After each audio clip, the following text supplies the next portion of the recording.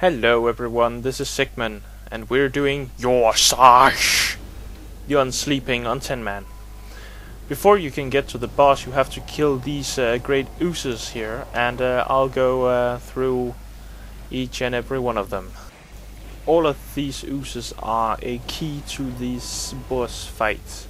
The boss itself doesn't really have any abilities. He only have one ability caused to do some damage over time effect on the tank, and all of these oozes will be spawned during the boss encounter. He will spawn 3 at a time.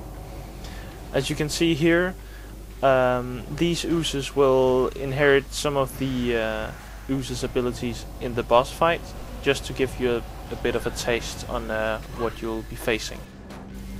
The purple ooze will apply a debuff on its target, making him receive a stack each time he's being healed. Once he reaches 5 stacks, he will explode and dealing damage to everyone around him. And that is somewhat important to take care of.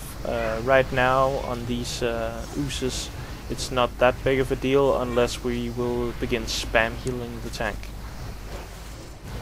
The second one is the green one. He will shoot bolts out at different members, random members, and once the bolt hits the person, it will explode and deal some area of effect damage to people around the target as well. So when the green ooze is near, then please just spread out. Then we have the yellow ooze. That ooze is not really important when we're talking these ads, but on the boss it is very important to get down, because it makes the boss cast all his abilities 50% faster or frequent, and he will get a cool area of effect ability, dealing high damage to the raid and more frequently because of the other buff. But on the ads it's not really that important. Then you have the blue one. It will drain mana in this fight, and on the boss fight it will spawn a mana void, a floating orb that drains all mana in the entire raid, so people have to kill it. And oh yeah, remember that they can drop epics, these guys, and all other trash mobs as well. But back to business. Kill the mana void quickly so your healers and mages and other mana users can get the mana back quickly, please. Then we have the red one. It's the counter to the green one, because it makes you stack near the red ooze or on the boss. Of course, if you don't, you'll receive damage. The further you're away, the higher damage you get.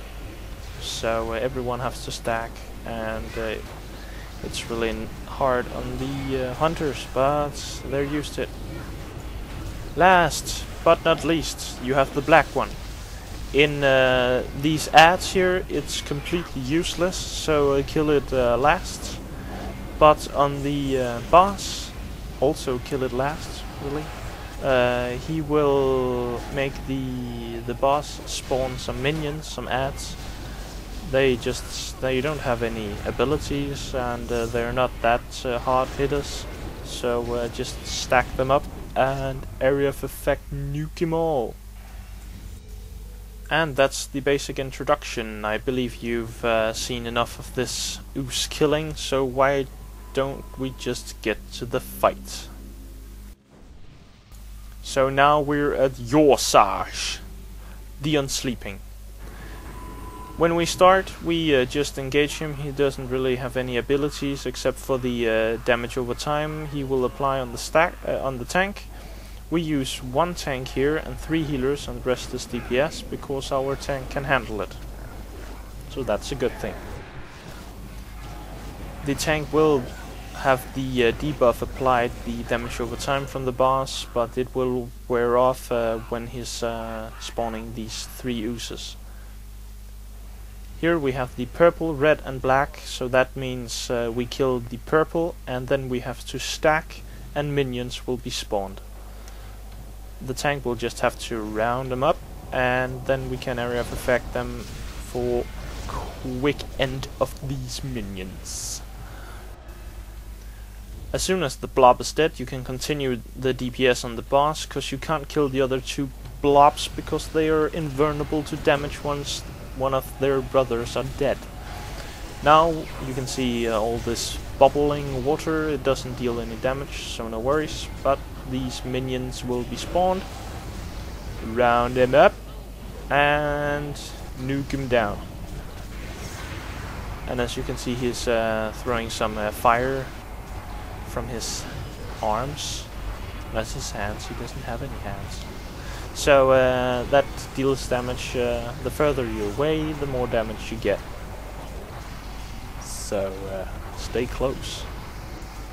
I think I'll just fast forward after this next wave of Oozes, because he's really not that that difficult.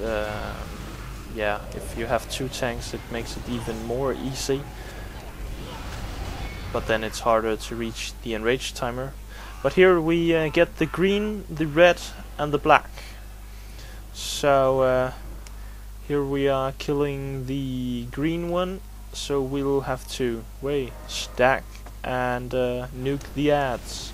Whoop whoop. Just like last time. So yeah, I'll speed this up. So again, as soon as the blob is dead, you get back to the boss and start attacking him. Remember all to be near the boss when the red one is here and kill the ads. Really, yeah.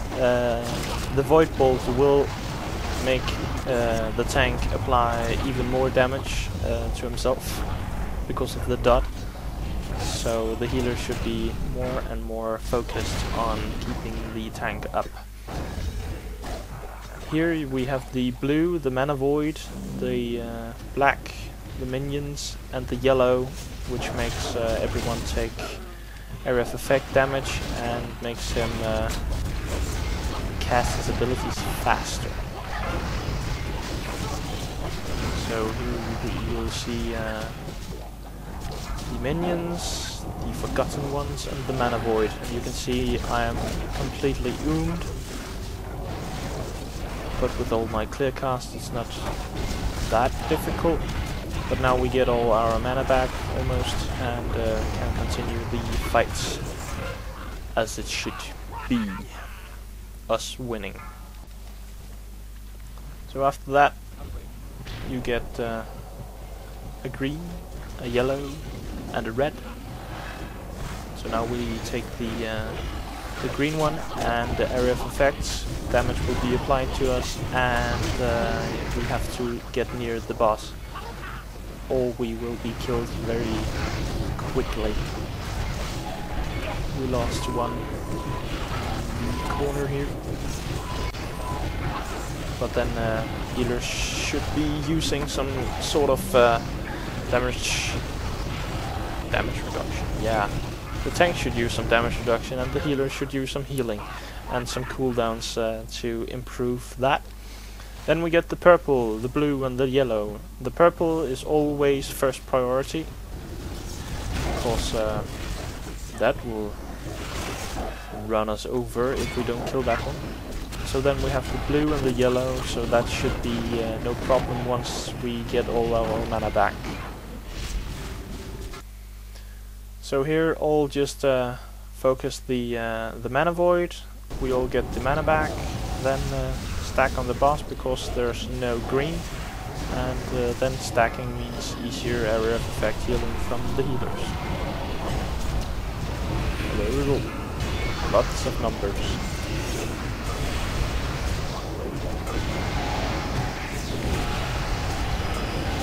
And again, remember to heal the tank, because he's at 7 stacks with damage over time, so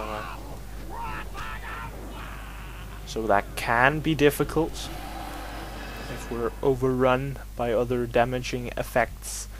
Now we kill the purple, and then we have the green and the blue, so we have to spread out and kill the blue, kill the mana void, blue mana void.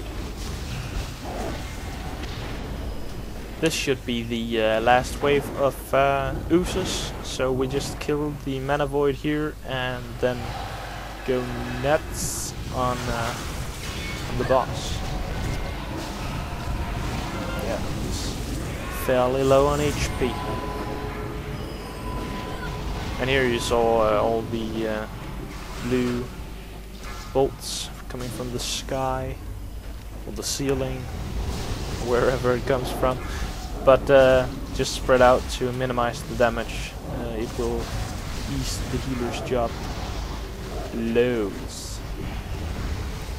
So I hope this have been useful for you to see all the abilities and not just hear the numbers. If you like to hear the numbers or see the numbers, you can search on the internet. It's very easy to find, or just use the dungeon journal.